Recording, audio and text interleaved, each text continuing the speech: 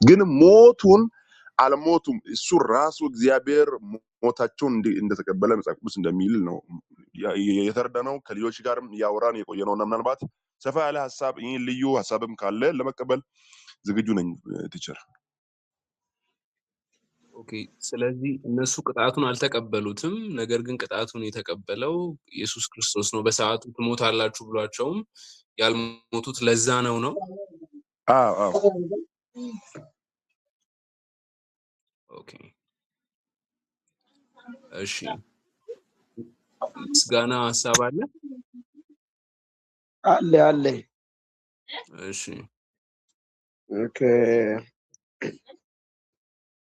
እና መጽሐፍ ቅዱስ እዛ ክፍል የምናገረው አዳምና ሔዋን ከኤደን ገነት በኃጢአት ምክንያት እግዚአብሔር አትንኩ ያላቸውን በመንካት ምክንያት ከዛ እንደወጡ መጽሐፍ ቅዱስ ይናገራል።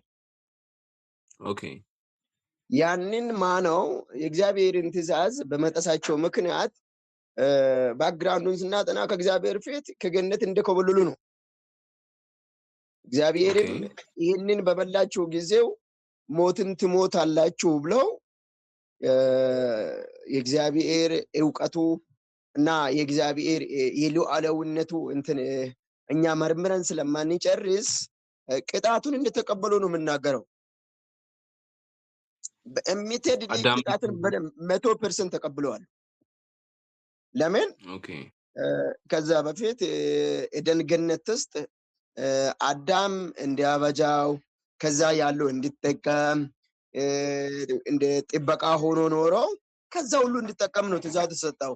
ከዛ በኋላ ነው ይህ ትእዛዝ ሁሉ ይህ ድካም ሁሉ እና ለሔዋንም ለአዳምም ቢሆን እግዚአብሔር ትእዛዙን አወረደ። ከዛ በኋላ ነው። ስለዚህ በዛው ሞትን አልሞትም የምለውን ከእግዚአብሔር እንደተለዩ ነው የምናገረው። ለምን? ጣሳ አዳም ነካው አትንካ ያለውን። ከዛው ብዙውን ጊዜ ከኛ የቀደሙትም ሲያገለግሉ ሲያስተምሩን ነበሩ ከእግዚአብሔር እንደተለዩ እግዚአብሔር በምህረቱ እንደገና ትእዛዝ ሰጥተው ሕግ ሰጥተው ቅጣት ሰጥተው እንደተቀበለ ነው ስንማርና መምሪያንን ሲያስተምሩ ነበሩ እና ዲፕሎማ ሌቭልም ስንማር ምናልባት የተሻለው ደረጃው ከፍ ባለበት ቲቸር ሲያብራሩና ሌላ ተጨማሪም ተጨምራል ልንቀበል በራሴ በኩል ሬዲ ነኝ። እሺ እናመሰግናለን። ፍሬው የምትጨምረው አለ? እሺ ትንሽ ነገር ለመጨመር ሞክራለሁ። ምን ማለት ነው? ሲጀመር ሞት ማለት መለየት ማለት እንደሆነ ነው እና መለየት ሲባል እግዚአብሔር ሞትን ትሞታላችሁ፣ አንዳንድ መጽሐፍቶች ምንድነው የሚለው? በእርግጥ ትሞታላችሁ፣ በግድ ትሞታላችሁ፣ ያንን ካደረጋችሁ በኋላ ትሞታላችሁ የሚለው በጣም በአትኩሮት እግዚአብሔር እንደተናገረ ነው እና ሞተዋል፣ ተለይተዋል። ለምንድን ነው? ከኤደን ገነት ሲወጡ ከእግዚአብሔር ኦልሬዲ ስለተለዩ ቅድም ጠቀስ እንደተባለው ይሄ መንፈሳዊ ሞት ከእግዚአብሔር ሰው የተለየበት በመንፈስ ሙት የሆነበት ማንነት ውስጥ ነው የገቡት። ምንም እንኳን በስጋ እዛ አካባቢ ቢመላለሱም ከእግዚአብሔር ከገነት ከተቀመጡበት እግዚአብሔር ካዘጋጀላቸው ስፍራ ስለተለዩ እግዚአብሔር የተናገረውን ቃል በእነርሱ ላይ አድርጓል። ግን በኢየሱስ ክርስቶስ ስናምን ነው ያንን ሙት የሆነውን ማንነታችን በክርስቶስ ሕያውነት የሚቀየረው እንጂ አሁንም እኮ ስቲል ናው ሰው ከክርስቶስ ውጭ ሲሆን ያ የሙት ህይወት ከእግዚአብሔር የተለየ ያ በአዳም ላይ የተነገረው ቃል አሁንም በዛ በሙት ህይወትነት ውስጥ አሉና በእርግጥ ቃሉ እንደተፈጸመባቸው አድርጌ ነው የሚያምነው። ኦኬ እሺ አመሰግናለሁ። ምናልባት ጥያቄውንም ሲያነሳ ይሳለሙ እዛ ላይም ኦልሞስት እግዚአብሔር ብቻ ነው የማይሞት፣ ስለዚህ የሰው ልጆች በፍጥረታቸው መጀመሪያ ሟች ነበሩ ወይንስ ደግሞ የማይሞቱ ነበሩ ለሚለው መጽሐፍ ቅዱስ የሚሰጠን ሂንት አለ። ነገር ግን ሰው ኢሞርታል ነበረ ወይ? ምክንያቱም አሁን ቅድም የተነሳው ጥቅስ ላይ ጢሞቴዎስ ላይ እርሱ ብቻ ኢማዋቲ ነው ይላል። ስለዚህ እግዚአብሔር ብቻ ነው ሊሞት የማይችለው እና ማንም ሊቀርበው በማይችል ብርሃን ውስጥ ደግሞ ይኖራል ብሎ ይናገራል። እግዚአብሔር ግን እዚህ ጋር የሰውን ልጆች you will surely die ብሎ ሲላቸው ትሞታላችሁ፣ በበላችሁ ቀን ሞትን ትሞታላችሁ ብሎ ሲላቸው እነዛ የሰው ልጆች ኢሞርታል ነበሩ ወይ? አንዱ ጥያቄ ነው። ሌላኛው ደግሞ ከበሉስ በኋላ ሀፕን ያደረገው ነገር ምንድነው የሚለው ነው ጥያቄ የሚያስነሳው። ምክንያቱም እግዚአብሔር ትሞታላችሁ ብሏቸው እነዚህ ሰዎች ባለመሞታቸው ምክንያት እግዚአብሔር ዋሽቷል ወይ የሚል ጥያቄ የሚነሳል። ምክንያቱም እዚህ ጋር ሰዎች እንደሚሞቱ ከዚህ ከተከለከለው የፍሬ ዛፍ እንዳይበሉ እግዚአብሔር እንደከለከለ በበላችሁ ቀን ግን ሞትን ትሞታላችሁ ብሏቸዋል። እነዚህ ኢሾች ፓክድ ሆነው ያሉት እዚሁ ጀነሲስ ምዕራፍ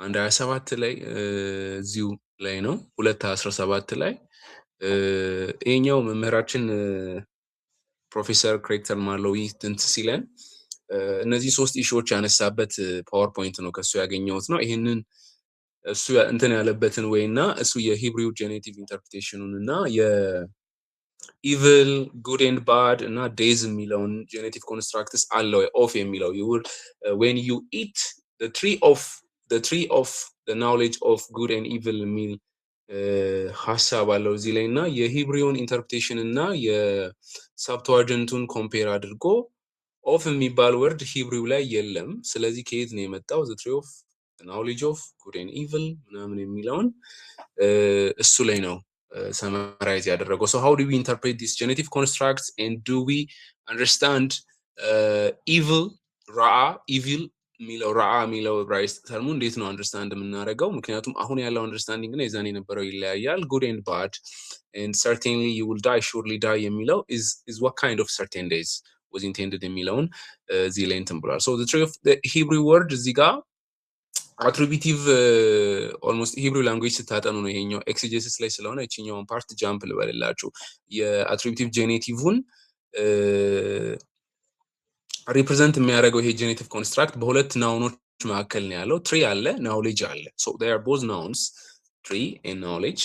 so it's and yada ሁለቱም ናውንስ ናቸው። ግን እዚህ ጋር ኦፍ የሚል ጄኔቲቭ ኮንስትራክት እዚህ ጋር ገብቷል በሁለት ስሞች መካከል። so what is this kind of genetic construct የሚለውን ነው ለማጥናት የሞከረው። ግን the knowledge of evil and good የሚለውን ጄኔቲቭ ኮንስትራክቱ ላይ እንትን ካለ በኋላ good and evilን ትራንስሌሽን እንዴት ይደረጋል? እርግጥ ጥያቄያችን ያለው ዴዝ ላይ ነው። ግን good and evilንም በዛው ላይ ነክተነው እንለፍ ብዬ ነው። from the tree of which to know infinite wisdom and goodness ብሎ ነው ኢንተርፕሬት ያደረገው። ይሄ ሰብትዋጀንቱን ነው እዚህ ጋር ያስቀመጠላቸው።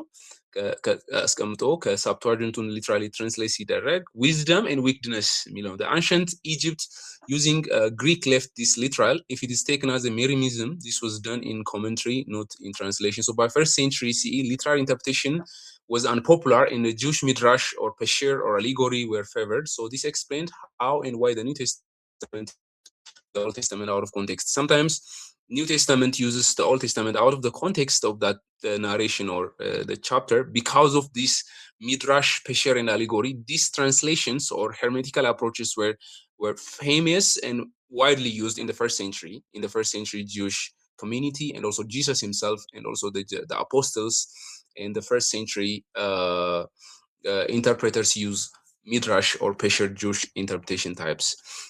So why do we think the translation leaves this literal and do not interpret it?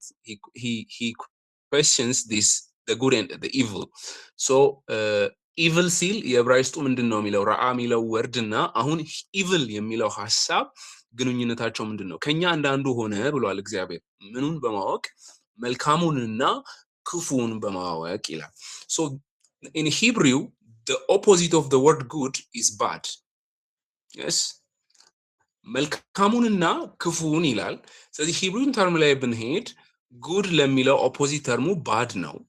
so why this here the translators used evil?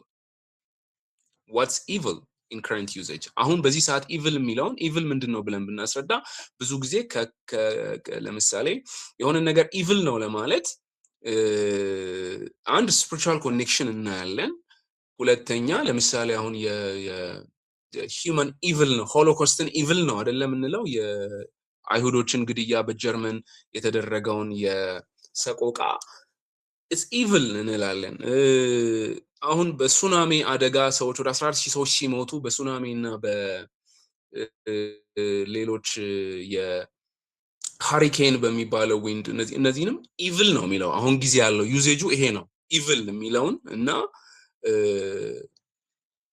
የዛን ጊዜ የነበረው ዩዜጅ እና አሁን የነበረው ዩዜጅ አንድ አይደለም so literary merism we use the equivalent ነው ምን equivalentun ነው የሚጠቀመው so the three providing knowledge about everything ምን ለማለት ነው እዚህ ጋር መልካሙንና ክፉን ብሎ ነው የአማርኛው የሚተረጉመው the good and evil ብሎ ነው እንግሊዘኛው የሚተረጉመው so evil የሚለውን ወርድ እንደውም እዚህ ጋር አስተማሪያችን ይዛኔም እዚህ ላይ እንትን ጽፎ ነበር አንድ ፔፐር ጽፎ ነበር እዛ ላይም አርጊው ያደረገው evil የሚለውን ወርድ ጄኔሲስ ላይ መውጣት አለበት good and bad በሚለው ነው መሆን ያለበት ምክንያቱም KJVም ላይ evil ነው የሚለው መሰለኝ if I remember it so the three providing good and bad ለምሳሌ comparison ይሰራል እንትን ስታጠኑ poetryም ስታጠኑ ለምሳሌ ከሰሜን እስከ ደቡብ ከደቡብ እስከ ምስራቅ ወይንም ለምሳሌ ከሰሜን እስከ ደቡብ ፈለኩህ ብዬ ባወራ ወይንም ስላን ሰው ያወራ አንተን እኮ ከሰሜን እስከ ደቡብ ከምስራቅ እስከ ሰሜን ፈለኩ ማለት I searched you everywhere እንደማለት ነው so እዚህ ጋር good and bad የሚለው ሐሳብ ሁለት ጽንፎችን ወይም ሁለት opposite ፖሎችን ስለሚይዝ the three providing knowledge and the three that provides understanding and knowledge about good and bad means it's omniscience ነው የሚያመለክተው so discernment ነው between what is right and what's good so which makes most sense ይሄኛው translation ብዙ ሴንስ ይሰጣል everything እዚህ ጋር ከላይ ላይ የሚለው ከኛ እንደ አንዱ እንዳይሆኑ አይደለ ከዚህ የህይወት ዛፍ በልተው ባይብል በከፍት ጥሩ ነው ያዛችሁ Genesis chapter 2 verse 17 አንድ ሰው ቢያነብልን የ1954 ትርጉም ምን እንደሚል እንግሊዘኛውን እኔ ልክፈት እዚህ ጋር so good and evil የሚለውን ሐሳብ እሱ ሁለቱ ላይ ነው good and evil እና days የሚለው ላይ ነው ለማብራራት የሞከረው so good and evil የሚለውን we don't have to use evil መልካም ክፉ የሚለውን ራሱ አሁን ኢንተርፕሬት ምናደርገው እንዴት ነው ግን ሂብሩ ዩዜጁ በዛ ሰዓት ዕብራውያን አንደርስታንድ የሚያደርጉት ሁለት ኦፖዚት ፖሎች ሆነው good and bad ብለው ሐሳብ omniscience ነው ለነሱ አንደርስታንድ የሚያደርጉት ወይንም ደግሞ a tree which provides discernment between right and between wrong የሚለውን አንደርስታንዲንግ ነው የሚሰጠው የከፈተ ሰው አለ የሚያነብልን ላምብል 17 2:17 ኦኬ ቃሉን በጌታ ስም አነባለሁ በጌታ ስም ይሰማል ነገር ግን መልካሙንና ክፉንም ከሚያስታውቀው ዛፍ አትብላ ከርሱም በበለህ ቀን ሞትን ትሞታለህና ኦኬ ሶ መልካሙንና ክፉን ነው የሚለው ስለዚህ መልካሙንና ክፉን የሚለው ሐሳብ ሂብሩ ዩዜጁ እሱ ብዙ ትራንስሌሽኖችን ነው እዚህ ጋር ሪፈር ለማድረግ የሞከረው እንደውም the heads costio የሚባለው Jewish interpretation የሚለው መልካሙንና ክፉን የሚለው omniscience ነው የሚለው ወይም ሁሉን አዋቂነት ሁሉን አዋቂ ይሆናል አንዳንዶቹ የጁሽ ተርጉምስ የሚሉት ደግሞ between good and bad የሚለውን ትራንስሌሽን ነው የሚጠቀሙት የክርስቲያን የደች መጽሐፍ ቅዱስ ላይ profitable and harmful to understand between profitable and harmful የሚለው ነው so the church tradition ብዙ ጊዜ ምንድነው የሚለው church tradition ላይ to know to experience to determine both good right both bad and sinful behaviors የሚለውን understand ለከማረግ አንፃር determine ከማረግ አንፃር ነው ብላ ቤተክርስቲያን በታሪክ ውስጥ ስትተረጉመው የመጣችው ማለት ነው So for God knows that when you eat of your eyes will be opened and you will be like God knowing good and evil 3:5 ላይ ሄዶ ድጋሚ ላይ ምክንያቱም serpent መጥቶ ያላቸው ምንድነው እግዚአብሔር ስለሚያውቅ ነው ምክንያቱም ይሄን በበላችሁ ቀን አይናችሁ ይከፈታል መልካሙንና ክፉን በማወቅ ልክ እንደ እግዚአብሔር ትሆናላችሁ ይላቸዋል። So experiencing the right in the wrong or understanding the right from the wrong. So the traditional rendering ra'a as evil is incorrect in its context. So Spiner in 1964 pointed out that the traditional rendering good and evil restricts the meaning of morality. All that's evil is wrong, but all that is wrong is not evil. So evil in a current usage is typically suggests something devilish or deplorable, although in older times it is used as a trouble or a harm.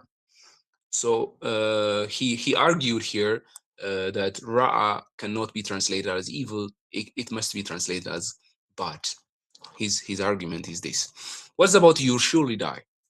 ይሄ በሞትን ትሞታላችሁ ያለውስ ምንድነው?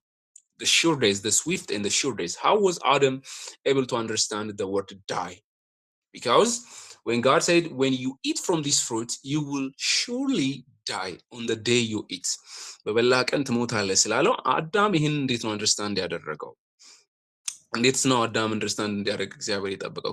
could he have understood it as a spiritual days? አሁን እንደምንለው መንፈሳዊ ሞት ነው ወይ? አንድም የተነሳው ሐሳብ ነው። ቅድምም እንዳሻው መንፈሳዊ ሞት አይመስለኝም ሊትራሊ እንደሚሞቱ ነው፣ ግን ያንን ሞት ተቀብሎታል የሚል ሐሳብ ነው። it's very controversial, but was questionን አሁን የሚያነሳልን እዚህ ጋር was Adam mortal or immortal የሚለው ጥያቄ ነው።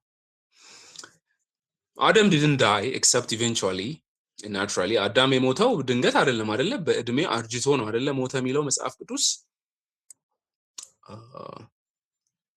አላችሁ? አለን እየሰማን ነው። አለ So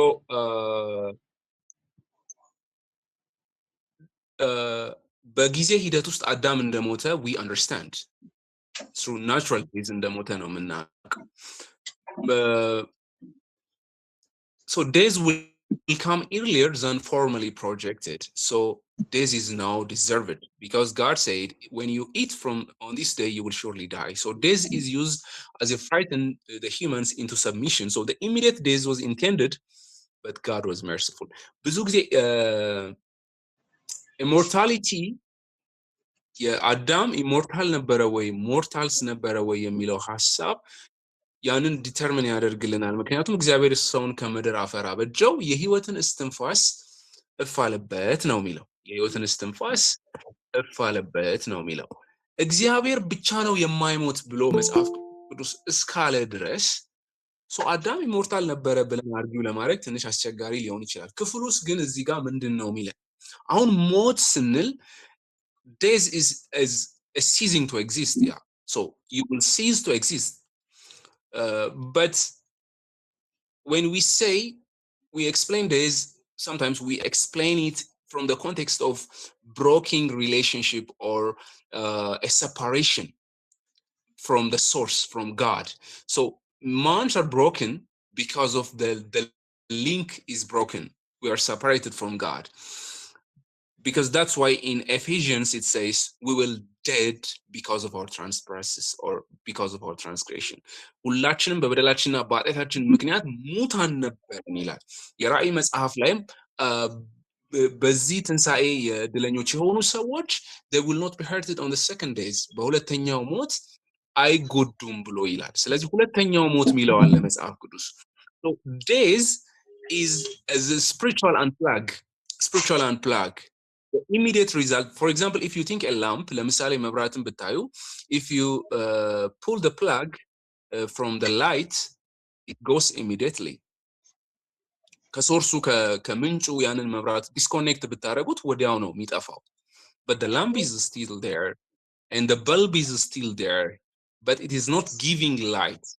የሰውንም ልጅ እግዚአብሔር ከምድር አፈር አበጀው ብሎ የህይወትን እስትንፋስ እፍ አለበት ይልና ነገር ግን የሰው ልጅ በኃጢአቱ ምክንያት እንደሞተ ደግሞ መጽሐፍ ቅዱስ ያስረዳናል። የማን ማይክ ነው የሚረብሸን? ኦኬ ቢትሪ ሶ you surely die የሚለው ኢሞርታል ነበር ወይ ለሚለው ጥያቄ ሂንት ይሰጠናል። ምክንያቱም መጨረሻ ላይም ሲወጡ ከዚህ የህይወት ዛፍ በልተው ከኛ እንዳንዱ እንዳይሆኑ ብሎ እግዚአብሔር ስለሚል ማለት ነው። ሶ ሌሎቹ ትራንስሌሽኖች ምንድነው የሚሉት? ብዙ ትራንስሌሽኖችን እዚህ ጋር አስቀምጦልናል።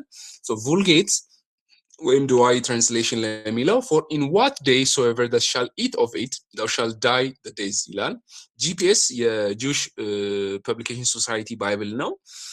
እሱ ላይ ደግሞ for as soon as you eat of it you shall die, but if this is correct then was God incorrect, because it says as soon as you eat you shall die, as soon as you eat you shall die. so Luther ባይብልም የሚለው then Welch's ይሄ የላቲን ትራንስሌሽን ነው for on the day you eat of it you will surely die. on the day የሚለው በበላህ ቀን የሚለው the expression it can be on the day የሚለው በበላህ ቀን የሚለው on the day የሚለው ኤክስፕሬሽን በራሱ መጽሐፍ ቅዱስ ውስጥ አንዳንድ ጊዜ ኢዲዮማቲክ ኤክስፕሬሽን ሆኖ ልናገኘው እንችላለን። ኢዲዮማቲክ የሚሆነው ደግሞ whenever የሚል ኢዲዮማቲክ ኢንተርፕሬቴሽን ሊኖረው ይችላል። so for God not to be contradicted by the events, interpreters assume the intention is figurative for spiritual days or has in mind mortality, which means eventual days የማይቀር ሞት በኋላ ላይ በኮንሲኩዌንሱን ተከትሎት የሚመጣ ዴዝ እንዳለም ሊታሰብ ይችላል። ግን ይሄኛው ላርጀር ኮንቴክስት ስናየው ይሄንን ኮንፊርም ያደርገናል። ሰው መጀመሪያ የማይሞተው ነው፣ ከዛ በኋላ መንፈሳዊ ሞትን ነው የሞተው፣ ከእግዚአብሔር መለየቱን ነው የሚያሳየን የሚለው ግን ላርጀር ኮንቴክስት የምንለው መጽሐፍ ቅዱሱ ይሄንን ያሳየናል ወይ? So if the intention was to declare you will die as soon as you eat in disobedience to the command, then God did not do the treatment again. Unless you will die means become mortal and later die. አንዱ ሐሳብ ነው ሞርታል ትሆናለህ በኋላ ላይ ግን ትሞታለህ የሚልም ሊሆን ይችላል። so if then the first humans had to have been immortal from the beginning. ይሄኛውን ትራንስሌሽን ለመጠቀም ሰዎች ኢሞርታል ነበሩ፣ ይሄንን በበሉ ቀን ሞርታል ሆኑ፣ but later they will die. process of aging human ከሂውማን ኃጢአት ምክንያት የመጣ ነው። aging አርጅቶ ታሞ መሞት በሂደት የመጣ ነገር ነው። so when they later are banished from the garden, God justifies this by explaining that otherwise they may also eat from eternal or life-giving tree. So if they were already immortal but become mortal, this statement would have to refer to the possibility that they would regain immortality, meaning they had eaten from it in the past, not that they could now begin to eat from it. So the final phrase ሙት ተሞት የሚለው የዕብራይስጡ term ሙት ተሞት is literally to die, you will die. So the infinitive and absolute followed by the future tense imperfect verb, which is second person masculine singular. ሞት ተሞት ሞትን ትሞታለህ ነው የሚለው። ሞት ተሞት የሚለው የዕብራይስጡ term second person masculine singular ሆኖ የሚናገረው literally to die የሚለው ነው። So this Hebrew construction is a way to communicate certainty, you will surely die. ዋልቴኬ ፌመስ ብሩስ ዋልቴኬ ፌመስ የኦልድ ቴስታመንት ስኮላር ነው። እሱ መጽሐፎቹንም ልክላቸዋለሁ ቲዮሎጂ ላይ ጻፈዋል። ኦልድ ቴስታመንት ቲዮሎጂን እንድታዩት ዋልቴኬ you will surely die ብሎ ነው ይሄንን ሐሳብ እንትን የሚለው። The contrary to the usual approach, Spencer argues that the phrase with the infinitive absolute need not to be translated you shall surely die, since this did not happen. So the overall context is about the ultimate punishment. Death is not immediate but eventual. The Targum, Jonathan Nicodemus, Rambun, Rabbi Moses Ben Nechman, Rabbi Bokhui, እነዚህ ራባዮች በሙሉ ሚድራሽ ላይም ብዙዎቹ እንትን ያሉት ምንድነው death is not immediate but eventual የሚል ነው። immediate immediately እዛው እግዚአብሔር ወዲያው ገሏቸው ሳይሆን but it's eventually by ሞታቸው የማይቀር ነገር ነው የሚል ነው። So the Midrash used Psalm 19 for example ሚድራሽን ነው የሚጠቀሙት እዚህ ጋር መዝሙር 90 ላይ በእግዚአብሔር ፊት 1000 ዓመት እንደ አንድ ቀን ነው ይላል። So this shows that Adam died literally on the same day he sinned. ኃጢአትን በሰራበት ቀን ሞቷል። he lived 930 days. በረሺት ራባ ይሄኛው በረሺት ራባ የሚባለው ራባይ ይሄ ሚድራሽ ላይ በመታገኙት ነው። ይሄንን የጂውሾች ሚድራሽ ላይ እነሱ ከሳልምስ ተነስተው ነው ኢንተርፕሬት ያደረጉት። so እግዚአብሔር ትሞታለህ ብሎታል። so Adam is died in the age of 913. So he died in the day he sinned, because one day in God's eye is 1000 years. So despite deserving to die immediately, God let him to live longer since he repented. ኢብን እዝራ የሚባለው ሰው ደግሞ የሚለው ቅድም እንዳሻው ያነሳውን ሐሳብ ነው። የእግዚአብሔርን መርሲ የእግዚአብሔርን ግሬስ ነው የሚያሳየው። ኢሚዲየትሊ አልሞተም፣ ምክንያቱም እግዚአብሔር እንዲኖር ፈቅዶለታል፣ ምክንያቱም እሱ ተመልሷል ወይም ንስሐ ገብቷል የሚል ነው። ሶ ብዙ ሞደርን ትራንስሌሽኖችም ወደዚህ የሚያመጡት ነገር አለ። the Samoic translation, thou must inevitably become mortal below translate ያደርገዋል. So commentators assume that original immortality and removes the problem that humans lived a long time after their disobedience, but offers a simpler explanation that God was merciful. God was merciful. The sin of eating from the knowledge of the tree is blocked access to the life tree with the eternal life of the table. So these first humans were doomed to die at the same point. So, and Yahweh God said, humanity has now become like us, knowing right from wrong. Humans must not be allowed to take and eat also from the life-living tree and thereby live perpetually. So the question is the opinion that 324, the tree inside the garden guarded by the armored cherubim after the humans were banished, proved they had not previously gained immortality before sin, for which he sees no indication in the text. So yet he gave Adam free access to any tree, but both the life and the tree of the knowledge of tree already existed. So only the tree granted knowledge was prohibited.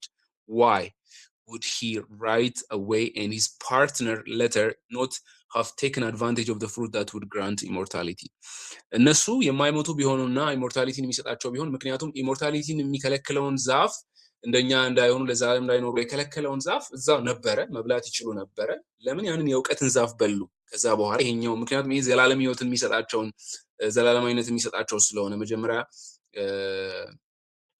ኢሞርታሊቲ ከሆኑ ሞርታል ከሆኑ why would he right away and his partner later not have taken advantage of the fruit that would grant immortality የሚለው ነው ይሄም ጥያቄ ስለሚነሳበት so it appears that eating from this tree led to experiential knowledge. So the humans moved from the state of innocence and the full obedience to the state of guilt and shame as a sinner. So they did not gain the ability to understand or decide what is right and what is wrong. Rather, they moved from a righteous to unrighteous, or from sinless to a sinful, or from disobedient to disobedient existence. So they died in many ways, but not immediately and physically. So they know how to suffer the agony of mortality, know the pain, mortal punishment, and the consequence listed in chapter 3 verse 16. በመኖር ያንን የሞትን consequence እና punishment experience ማድረግ ነበረባቸው ማለት ነው. The knowledge of good and bad is experiential, and as a trait God shares like us would suggest that God experiences or commits right and wrong. If this is the best way to translate Tov and Ra in the Hebrew terms, these same words or concepts in Hebrew are attributed to God in scripture, but they are typically interpreted as a meaning God can be helpful or harmful, but not in any immoral sense. So example for Isaiah in 45:7 it says he makes peace, shalom, and also the Tov, we can make it the Tov and create harm, Ra, ጥፋትንም ሰላምንም ማመጣ እኔ ነኝ ብሎ ይናገራል. Makes will and create woe. So our conclusion will be what fits both God and human would be discernment between what is good and bad, or right and wrong morally. Nothing really proves a threatened days was spiritual. Spiritual የሚለውን prove የሚያደርግ እዛ ክፍል የሚያሳይ ነገር የለንም. Refusing fruit from the knowledge giving tree maintain moral innocence. ያንን የtree of knowledge ባይበሉ ኖሮ they will maintain moral innocence. ነገር ግን they don't have a moral innocence because they have disobeyed. This leads them to experience sin, to experience wrongdoing. They have already experienced it. እግዚአብሔር እንዳትበሉ አለ በሉ. So they experienced sin, they experienced disobedience.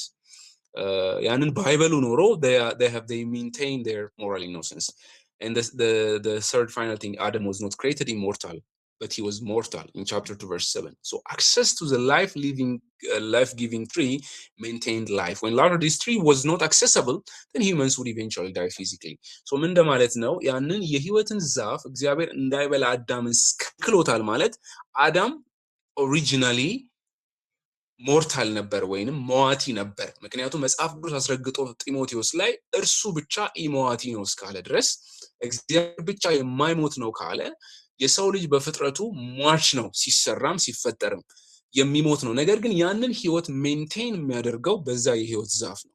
ያንን የህይወት ዛፍ ሲበላ ምክንያቱም ያንን የህይወት ዛፍ እግዚአብሔር እንዳይበላ አልከለከለውም መጀመሪያ እግዚአብሔር የከለከለው የእውቀት ዛፍ ብሎ የሚለውን ነው ወይንም good and evil ብለን ቅድም evil የሚለውን አንጠቀም ብለናል good and bad so omniscience ይሆናል የሚለውን እንደ እግዚአብሔር ትሆናላችሁ ብሎታል እርግጥ ግን አንደኛው እንደ እግዚአብሔር በሚሆኑት ምንድነው እውቀት አንደርስታንዲንግ ብቻ ነው ይሄን ንቃትንካ ብቻ ወይንም ይሄ ነገር ጥሩ ነው ይሄ ነገር መጥፎ ነው የሚል የአእምሮ እውቀት ብቻ ሳይሆን እና አዳም መጥፎንም ኤክስፒሪየንስ አርገውት ነው ያወቁት ማለት ነው ኤክስፒሪየንሻሊ እግዚአብሔርን ዲስኦቢዲየንት ሆኑ ሞራሊ ዲስኦቢዲየንት በመሆናቸው የነበራቸውን ሞራል ኢኖሰንስ አጥተዋል በዛም ምክንያት እግዚአብሔር ከኤደን ገነት አስወጣቸው eventually they will die physically later በኋላ መሞታቸው አልቀረም ሞተዋል ነገር ግን የህይወት ዛፍ እንዳያገኙ አክሰስ እንዳይኖራቸው እግዚአብሔር ከለከለው የዛፍ ኢሞርታሊቲን ሰዎች ለዘላለም እንዲኖሩ የሚያደርግ ወይንም ደግሞ ያንን ዛፍ ሲበሉ ህይወታቸውን ሜንቴን የሚያደርጉበት ሊሆን እንደሚችል ነው ተብሎ አስዩም ይደረጋል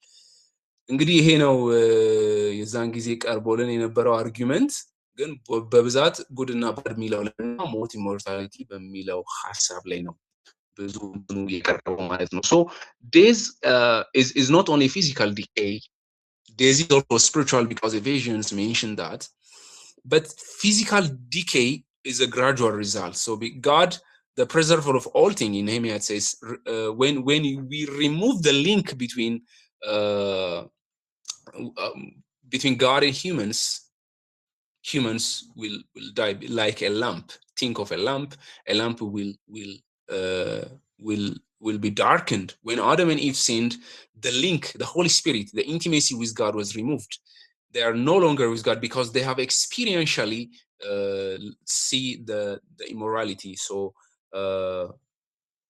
they were still walking they were talking they were living but they were dead that's why the New Testament mentions Ephesians trespass kills us or because of our sin because of our trespasses we were dead and responding to God that's spiritual days that we say but exactly zaga ሄደን ስናይ ግን ኮንቴክስቱ ይሄንን ይነግረናል ስለ spiritual days ነው በቃ የሚለውን ያን ከዛ ሆል ኮንቴክስቱን ማይተን spiritually ሞተዋልና አዳም we know that spiritually they are dead but the context there ዛጋ ያለውን ሊትራል ኮንቴክስት ሄዳችሁ ስታጠኑ ብዙ ሰጀስቲኖችንም የሂብሪው ራባዮችን ስኮላሮችንም እነሱም ኢንተርፕሬት የሚያደርጉበትንም ደግሞ የኢቫንጀሊካልስ ክርስቲያን ስኮላርስ የሚያዩበትን መንገድ አይታችሁ እንትን ማለት ትችላላችሁ ማለት ነው ወደዛ ድምዳሜ መድረስ ትችላላችሁ ስለዚህ እስካሁን ያለው ሐሳብ ይሄ ነው ምናልባት ሐሳብን ነክቸው ከሆነ I don't know የተወሰነ ከዛ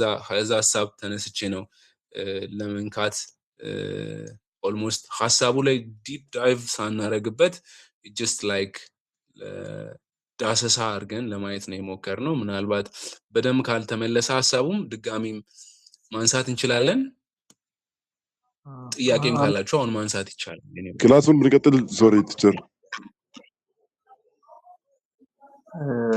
እሺ የተነሳው ሐሳብ ጥሩ ነው ለጉዴን ጊዜ ያነሳው ሐሳብ ይደረግ ነገር ነው ግን እንዴ ነው ኮንክሉድ ለማድረግ ያክል ሞት ፊዚካል ነው ዲጂታል ነገር ካነሳ ፊዝ ማድረግ ነው የዲጂስ ከማድረግ ዲፊኒሽን ካለው እና የሰው ልጅ ናቹራሊ ሞርታል ሆኖ ከተፈጠረ አሁን የምናስበው ኢቫንጀሊካል ክርስቲያን የምናስበው ነፍስ አትሞትም ብለን ነው የምናስበው ኤቨር ሄል ኦር ሄቨን ኢተርናሊ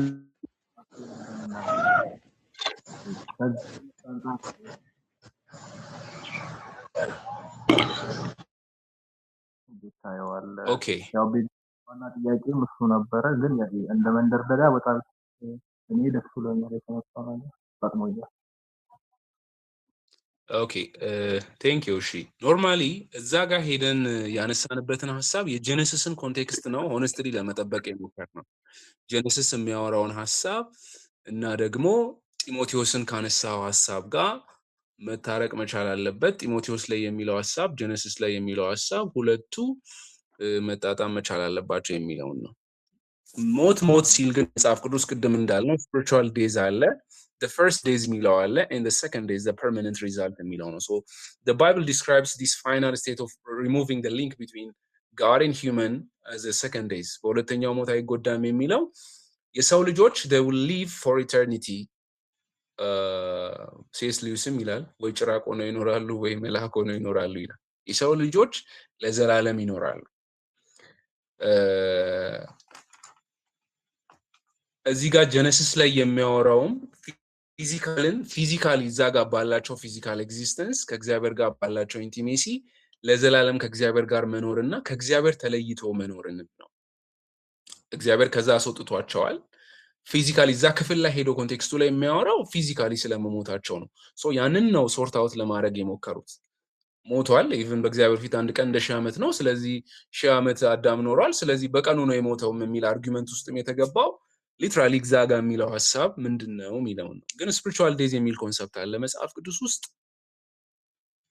እና ደግሞ first days and second days የምንለው so the second day is total and the permanent separation አሁን አንዳንድ እንትኖች ስላሉ ነው why we need to worry because ሰዎች ሲሞቱ they cease to exist አሁን ለምሳሌ የሞቱ ሰዎች በክርስቶስ ሆነው ያልሞቱት አይሰቃዩም ብለው አርጊውመንት የሚያነሱ አሉ ሲኦል የሚባል ነገር የለም ሰዎችን ለማስፈራራት ተብሎ የተፈጠረ ነገር ነው ኢየሱስ ክርስቶስም ያንን ሲናገር ሰዎች ፈርተው ንስሐ እንዲገቡ እንጂ በእግዚአብሔር ሆነው ያልሞቱ ሰዎች ምንድነው የሚሆኑት ታዲያ ለምሳሌ ወንጌል ሳይሰሙ ቢሞቱ እና ምላሽ ሳይሰጡ ቢሞቱ ለዘላለም ስለዚህ በስቃይ ውስጥ ነው የሚኖሩት ወይ የሚል ደግሞ ትልቅ አርጊውመንት ይነሳል ይሄ ነገር ሲነሳ ደግሞ አንዱ የሚመጣው እንደ ሶሉሽን ሆኖ የሚመጣው ሐሳብ የትኛው ነው they will cease to exist መኖር ያቆማሉ የሚል አርጊውመንት ነው የሚመጣው ግን ይሄ ቢብሊካል ነው ወይ ይሄኛው ቢብሊካል ነው ወይ የህይወትን ዛፍ እንዲበሉ ደግሞ ራእይ ጻፍ ይናገራል ስለዚህ የህይወትን ዛፍ እንዲበሉ ለሰዎችም እግዚአብሔር ድሩን ሰጥቷል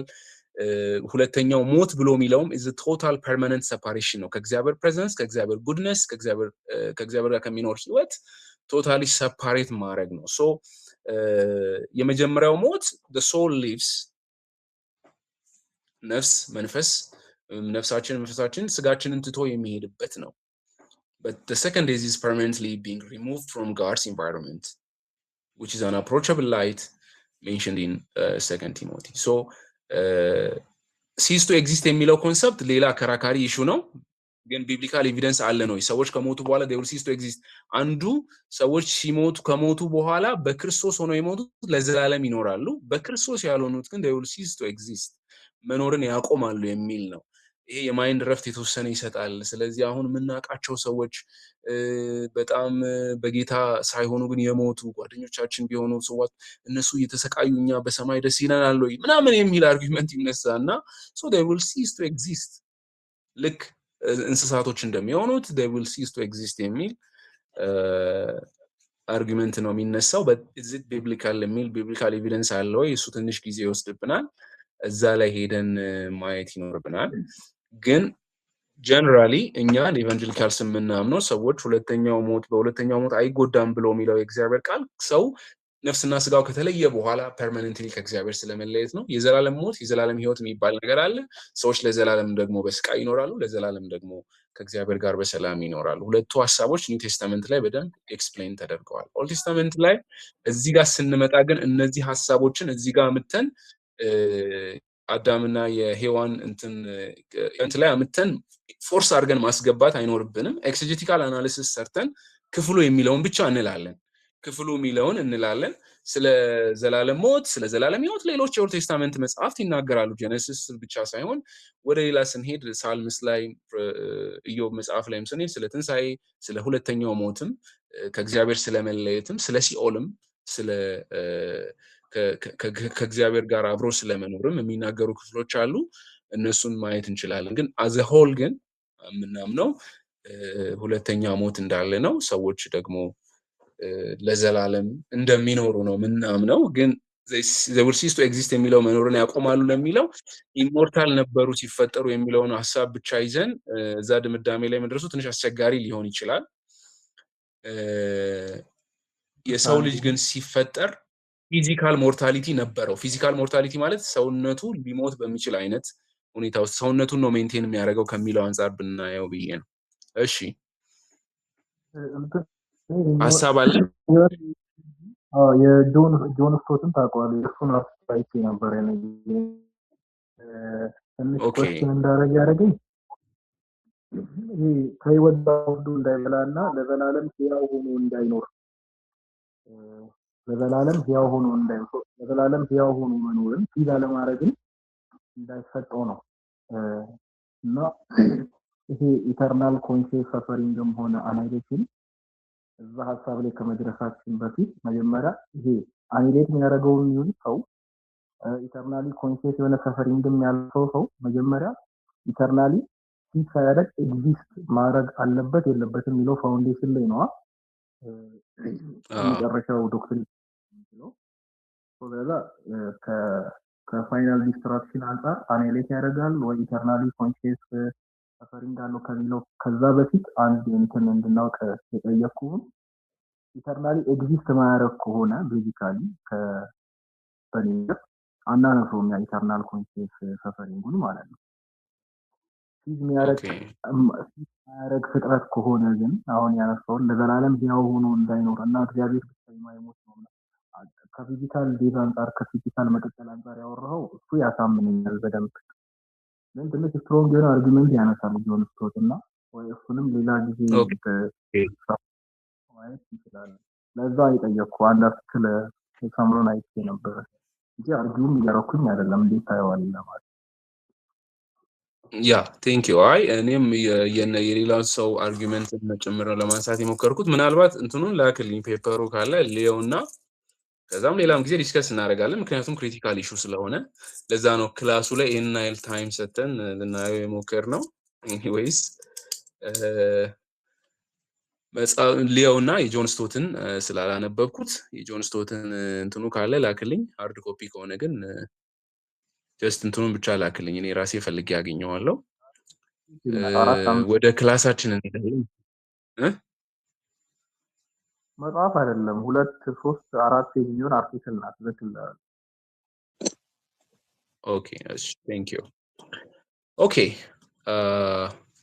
እርግጥ ዶክትሪኖች ሲሰሩ ብዙ ጊዜ ማሰብ ያለብን ስለ ዶክትሪን ስናወራ ዶክትሪን አውት ኦፍ the total context መጽሐፍ ቅዱስን የሚለውን ለማስማማት ነው የምንሞክረው ነገር ግን ስለ ኤክሲጀሲስ ካወራን ግን ክፍሉን ነው ሄደን ኢንተርፕሬት ምናደርገው ክፍሉ የሚለው ምንድነው የሚለውን በታማኝነት ክፍሉ የሚለውን እንላለን ሌሎች ሐሳቦችን አምጥተን እናሰርግበትም ግን ክፍሉ ላይ ያለውን ኤክሲጀቲካል አናሊሲስ ይሰራል ከዛ ሌላ የጠቀስነውም ክፍል ደግሞ እንደ አባሪ አድርገን የጠቀስነው እሱንም ሄደን ኤክሲጀቲካል አናሊሲስ እንሰራለን ኢንተርፕሬቴሽኑ ልክ ነው ወይ ትራንስሌሽኑ ልክ ነው ወይ ኦሪጂናል ላንጉዌጁ ምን ይላል እንደዛ አንደርስታንድ ያደርጉታል የሚል ነገር ውስጥ የሚያስገባን እነዚህ ኢሹዎች ናቸው ትንሽ የደቂቃ ብቻ ተጠብቁኛላችሁ አሁን የዛሬውን ክላስ ቀጥታ ስለ ሂስቶሪካል ቡክስ ነው የምንጀምረው ስለዚህ ሂስቶሪካል ቡክስ ስንጀምር ቀጥታ እነዚህ ጆሹዋ ኪንግስ አሁን የእስራኤል ህዝብ ተጉዞ ወደ ሞዓብ ሜዳ ላይ ደርሶ ነው ያቆምነው ሞዓብ ሜዳ ላይ ደርሶ የተከሰተው ኢቨንት እናውቃለን ዘን ኢን ዘ ፕሌንስ ኦፍ ሞዓብ ላይ ሆነው ሳሉ እንዲሁም ደግሞ ወደ የዘዋልቁ መጽሐፍ ካለቀ በኋላ ወደ ዲትሮኖሚ ገባን ዲትሮኖሚ ላይ እነዛን የመጨረሻዎቹ ጊዜያቶች ላይ ደግሞ የነበሩትን ሁኔታዎች ማየት ሞክረናል ስለዚህ ከዚህ በኋላ እስራኤል እንደ ስቴት እንደ አንድ ህዝብ እንደ አንድ ኔሽን እንደ አንድ ሰው ከሚቆጠር ከአብርሃም የወጣው ይሄ ህዝብ አሁን በብዙ መቶ ሺህ የሚቆጠር ህዝብ ሆኗል ሰራዊትና እግረኛ ብቻ 600 ሺህ ተቆጥሮ ሌላው ሴቶችና እንትኖች ሳይቆጠሩ ወይንም ለጦርነት ብቁ ያልሆኑ መሰለፍ የማይችሉ አዛውንቶች ሊሆኑ ይችላሉ ህፃናት ሳይቆጠሩ 600 ሺህ እግረኛ ሰራዊት ብቻ ተቆጥሮ እንመለከታለን ማለት ነው እነዚህ ሁሉ ነገሮች ጋር ደርሶ ነው ቀጥታ ወደዚህኛው ወደ ሂስቶሪካል ቡክስ የምንመጣው so the promised land and the kingdoms we'll see the promised land and the kingdoms we will try to see these historical narratives the nation of Israel the history from the ancient Near East perspective that relative chronology for example the third year of one king it can be the first year of another ይሄንን ሂስቶሪካል ሪሶርስ የምናጣቀስበት ምክንያት ምንድነው እነዚህ ሂስቶሪ ነው ካልን so we need to prove that we need to prove that history so in history የምናጠናው አንድ የእስራኤልን የመጽሐፍ ቅዱስን ታሪክ ብቻ ሳይሆን ነገር ግን በአቅራቢያው ያሉ ሀገራት ኤንሸንት ኒር ኢስት የሚባለው ቦታ በመጽሐፍ ቅዱስ ኦልድ ቴስታመንት ስታጠኑ በጣም ክሪቲካል ስለሆነ እነዚህም ሀገራት የትኞቹ ናቸው? ሜሶፖታሚያ፣ ግብጽ እንዲሁም ደግሞ ሲሪያ ወይንም ደግሞ የአሁኗ ሶሪያ፣ ሲሪያ ፓለስታይን የሚባለው ኤሪያ ኢጂፕት እና ሜሶፖታሚያ ሲቪላይዜሽንም በራሱ እነዚህን ጊዜያቶች ዲተርሚን እንድናደርግ በጣም ያግዙናል ማለት ነው። So to establish an absolute chronology, for example, for example, a king began his reign in 465 BC. Fixed point must be determined to which the relative chronology can be attached. ታያዥ የሆኑ ኢቨንቶችን ነው የምናጠናው። ለምሳሌ እነዚህ የአንሸንት ኒር ኢስት ላይ የነበሩ ጊዜያቶች የሚከፈሉበት ዘመናቶቹ የሚከፈሉበት ጊዜ አለ። አሁን ሂስትሪ ልናጠና ስለሆነ ሂስትሪ ብዙ አድካሚና አሰልቺ ነው አይናው። ግን የመጽሐፍ ቅዱስን ሂስትሪ ከማየታችን በፊት የአንሸንት ኒር ኢስተርን ሂስትሪ is need to be determined and is need to be understood before going into the biblical narrative books. So the Mesopotamian, for example, the proto-patriarchal period is from 2900 to from 2000 BC. So the Mesopotamia, for example, from 2900 BC to 2000 BC, there was a rise in transformation of the Sumerian city-states. For example, the Ur. We know Ur, which is mentioned, Abraham was called from the Ur Chaldean, and that the Ur, the third dynasty, Indus and Ibn Sin loses the city support. So Ur is overthrown by Elamites at the end of the third millennial BC. So this Mesopotamian period was known by this dynasty, the Ur dynasty. The Egyptian was at that time the old kingdom to the first intermediate. So the third to early second millennium, which is in the middle of 22nd century BC, Egypt moves toward the first intermediate period. This period was the first intermediate period for Egyptians. So when you see the Syrio-Palestine, it's increasing interconnection with Mesopotamia and Egypt through trade routes, leather ships, this for the second coming age, which is the Bronze Age. It shapes Bronze Age የሚባለው age አለ ወደዛ ጊዜውን እያመቻቸ የሚሄድበት ነው። So when you see the biblical context, the proto-patriarchal millennial forms a cultural and economical across the Near East before traditionally assigned as a patriarchal dates. So this patriarchal period in transitional centuries was 2000 to 1600. ይሄ አብርሃም የነበረበትም ዘመን ነው። ከ2000 እስከ 1600 BC ፓትሪያርካል ፔሪድ የሚባልበት ፔሪድ ነው። አብርሃም፣ ይስሐቅ፣ ያዕቆብ፣ ዮሴፍ የነበሩበት ነው። ይሄ ቢብሊካል ናሬሽናችን ነው፣ ቢብሊካሉ ነው። ግን ሜሶፖታሚያ ላይ ኡር የወደቀበት ነው። የኡር ዳይናስቲ ኡር ዘ ሰርድ የሚባለው ዳይናስቲ ፌል ያደረገበት ጊዜ ነው። ትንሽ ወደ ሌላ ክላስ እየኩኝ ነው ወደዚህ የምመለሰው። ኦንላይን ላይ አሁን በዚህ ሰዓት የሚጀምር ሌላ ክላስ ስላለ ነው ትንሽ እንትን ስላችሁ I'm sorry. So Egypt was in the Middle Kingdom, which consolidated after the first intermediate fragmentation. So this is the Syrio-Palestine time, also the city-states, the Canaanite city-state, where there was trade, migrations, and these regions to Mesopotamia and Egypt spheres. ይሄኛውን ከነዚህ ancient Near East ዶክመንቶች እየታየ ነው የነበሩበትን ዘመን ለማጥናት የሚሞከረው ማለት ነው። ግን አሁን ወደ ነገስታቱም ዘመን ስንመጣ ኢያሱም የነበረበትን ዘመን ከዛም በኋላ ከኢያሱ በኋላ መሳፍንቶች የነበሩበት ዘመን ከመሳፍንቱም ነገስታቱ ሁለተኛ ነገስት ካለቀ በኋላ ነው ወደ ኤክሳይል የሚሄዱበት ዘመን ወይንም ደግሞ ነቢያቶች ወደሚነሱበት ዘመን ላይ የምንመጣው። ግን በእነዚህ ጊዜያቶች ውስጥ አሁን በኢያሱም ዘመን ሌሎች ነገስታትን ይጠቅሳል። በዙሪያ ያሉ ነገስታቶችን ያሸነፋቸውን ነገስታቶችን እነዚህን ሁሉ እየጠቀሰ ነው የሚናገረው። ስለዚህ መጽሐፎችን ላይ ይጠቅሳል አይደለ? አንዳንድ መጽሐፎችን ጠቅሶ ኢያሱ ስለ አንድ የጦርነት ታሪክ ሲያወራ ምን ብሎ ነው? ይሄም በምን መጽሐፍ ተጽፏል ይላል። ብዙ ጊዜ ይነሳ ነበር ጥያቄ ረስታውት። ታስታውሱታላችሁ? በምን መጽሐፍ ተጽፏል ይላል። ይሄ መጽሐፍ የታለ ተብሎ ጥያቄ ይነሳበታል። ቴንክ ዩ የአሻር መጽሐፍ ደግሞ የተጻፈ አይደለምን ብሎ ይላል።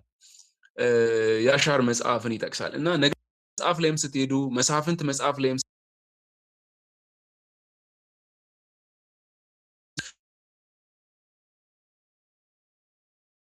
እንዲሁም ደግሞ በአካባቢ ያሉ ነገስታት የሚያመጡትን ዶሚኔንስ